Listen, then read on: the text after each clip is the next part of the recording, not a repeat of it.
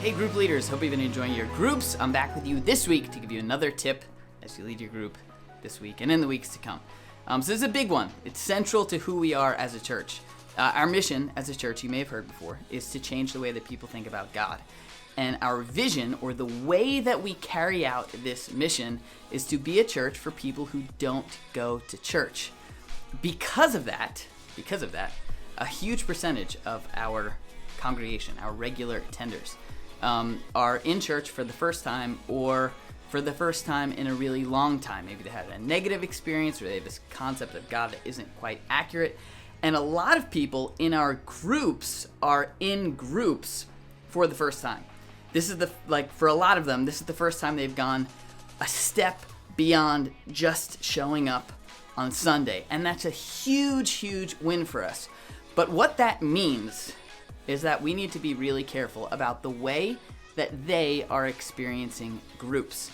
So my tip, or my challenge for you this week, is to be intentional about viewing everything that happens in your group through the lens of those people. And so what that means is maybe you're careful about the way you say certain things, or maybe you spend a little bit of extra time explaining some Christian or theological concepts to make sure that everybody's on the same page. Maybe you serve a little bit as a mediator or a translator. If somebody in your group who's experienced in the church starts saying something that may seem to be going over the heads of other people, maybe you kind of step in and just throw a sentence or two out there that kind of helps put everybody on the same page. I said this in the training when we were in person. If you were there, you might remember.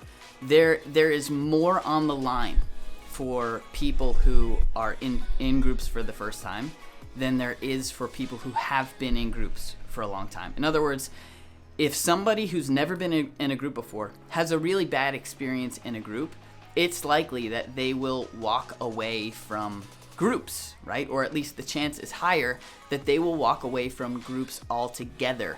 Versus somebody who's been in the church and been in groups before. If they have a negative experience, they might walk away from your group or even groups at Community Church, but the whole idea of connecting in community won't be spoiled for them. And that's okay if they go on to another group or even to another church where their faith can grow.